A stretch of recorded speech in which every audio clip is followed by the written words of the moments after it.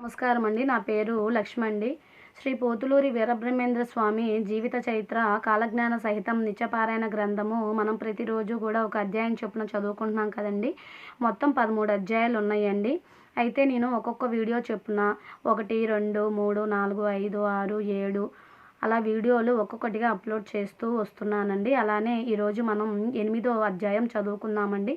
అంతకంటే ముందుగా మిమ్మల్ని నేను రిక్వెస్ట్ చేసేది ఏంటంటే, ఈ యొక్క దేవుడి కంటెంట్ని ఛానల్ సంబంధించి ముందు మనం పెద్దవాళ్ళని తెలుసుకొని మన పిల్లలకు కూడా తెలియచేస్తే పిల్లలకు కూడా మంచి జ్ఞానం అనేది వికసిస్తుందండి. వాళ్ళకి ఆ శనికావేశం అన్నది కూడా మనం ఈ దేవుళ్ళ మంత్రాలు చదవటం వల్ల కానీ, అలానే ఇవి ఒక గ్రంథాలలోని అధ్యాయాలు చదవటం వల్ల కూడా వాళ్ళల్లో విచక్షణ జ్ఞానం అనేది వికసిస్తుందండి.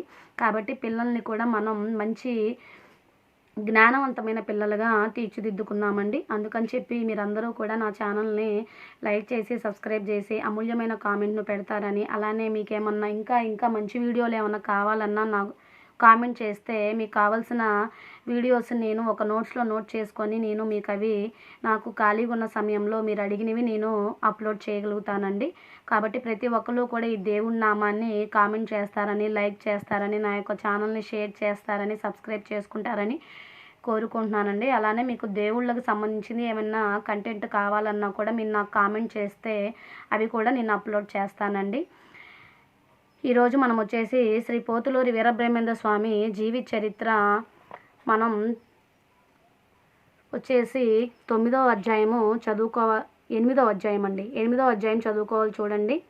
శ్రీ పోతులూరి వీరబ్రహ్మేంద్ర స్వామి జీవిత చరిత్ర అధ్యాయం 8. లోహంతో దాహం తీర్చుకున్న బ్రహ్మంగారు. శ్రీ వీరబ్రహ్మంగారికి నంద్యాల ప్రాంతంలో దిగువ మెట్టు అనే గ్రామంలో దాహం వేసింది. ఒక విశ్వబ్రాహ్మణుని ఇంటికి వెళ్ళి దాహానికి మంచినీటిని అడిగారు. స్వామివారి మహిమ తెలియని ఆ బ్రాహ్మణుడు విసుక్కొని బావి దగ్గరకు వెళ్ళి మంచినీళ్లు తాగమని కసురుకున్నాడు. అప్పుడు సిద్ధుడు, అయ్యా, తమరు విశ్వబ్రాహ్మణులు కదా, మీ కులము వారు వేరే చోట నీళ్ళైనా తాగరని మీకు తెలిసి కూడా స్వామివారిని ఈ విధంగా అగౌరవపరచటం ధర్మమా అన్నాడు. దానికి అతను, సన్యాసులు స్వాములు అంటూ వచ్చే అడ్డమైన వాళ్ళకి నా ఇల్లే తేరగా కనబడుతుంది అంటూ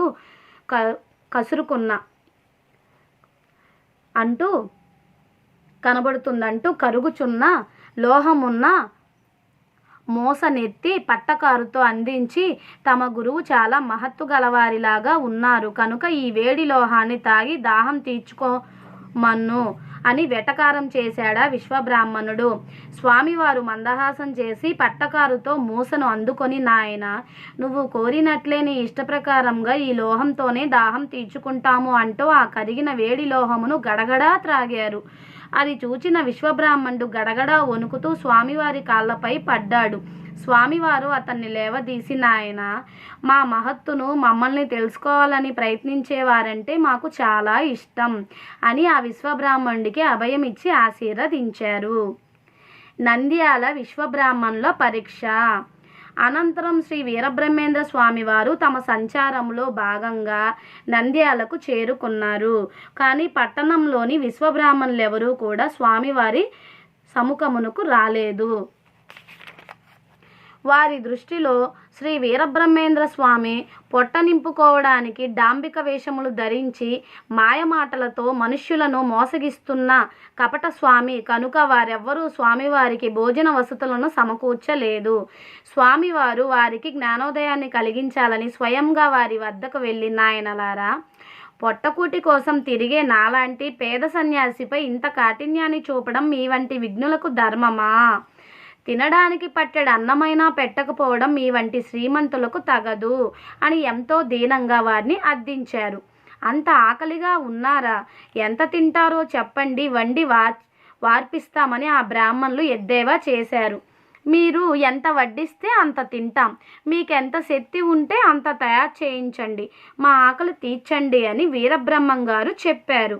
బ్రహ్మంగారిని మరింత అవమానించాలన్న దురాలోచనతో ఆ విశ్వబ్రాహ్మణులు పుట్టెడు బియ్యం వార్పించి అన్నమును రాశిగా పోయించి, రండి స్వామి, రండి, భుజించండి అని స్వామివారిని భోజనానికి ఆహ్వానించారు వెటకారంగా.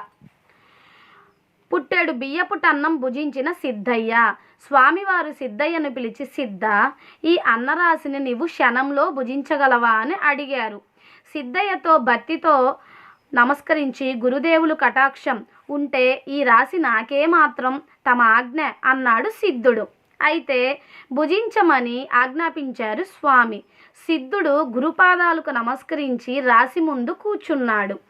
శ్రీవారు సిద్ధయ్య శిరసున హస్తముంచి ఆ రాశి నుండి ఒక పిడికెడు అన్నాన్ని తీసి కానియ్యి, ఇక ఆలస్యం దేనికి, భుజించు అని ఆజ్ఞాపించారు. అక్కడ ఉన్నవారందరూ చూస్తుండగానే క్షణకాలంలో సిద్ధయ్య ఆ రాశిని ఒక్క మెతుకైనా మిగల్చకుండా భుజించాడు. ఎర్రనైన కన్నులు జ్యోతుల వలె ప్రకాశిస్తుండగా ఆవురావురుమంటూ నోరు తెరుచుకొని ఆకలి ఆకలి స్వామి, ఆకలి ఆకలి అంటూ కూర్చున్నాడు సిద్ధయ్య. పంచాననం వారి గుండెలు గుబేలుమన్నాయి. వండినవన్నీ అయిపోయాయి. ఇక ఆహార పదార్థాలు లేవు. ఏం చేయాలో తెలియక గజగజలాడిపోయారు.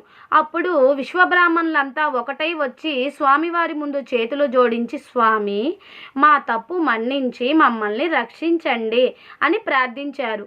అలా వారికి జ్ఞానోదయం అయినందుకు స్వామివారు ఎంతగానో సంతసించారు. అంతటా స్వామివారికి వారి యందు కరుణ కలిగి తన పిడికిట పట్టి ఉన్న అన్నమును ఆవురావురంటున్న సిద్ధయ్య నోటికి అందించారు. ఆ ముద్దను తిని సిద్ధయ్య శాంతించి భోజనం ముగించుకొన్నవాడే లేచి నిలబడి గురుదేవునికి నమస్కరించాడు. అప్పటికీ తేరుకున్న విశ్వబ్రాహ్మణులందరూ స్వామివారిని పదే పదే ప్రశంసించారు. అలా ఆ విశ్వబ్రాహ్మణులకు కనువింపు కలిగించి శ్రీ వీరబ్రహ్మం గారు యాత్రార్థమై ప్రయాణాన్ని కొనసాగించారు. ఇదండి శ్రీ పోతులూరి వీరబ్రహ్మేంద్ర స్వామి వారి జీవిత చరిత్ర అధ్యాయం 8 అండి. 8 అధ్యాయం 8 సమాప్తం.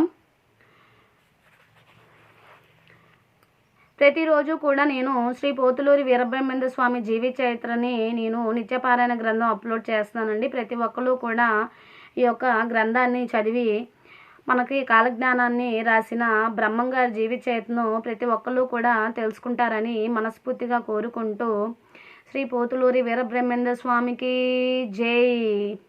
లోకా సమస్త సుఖినో భవంతు, సర్వే జనా సుఖినో భవంతు. ఓం శాంతి శాంతి శాంతి.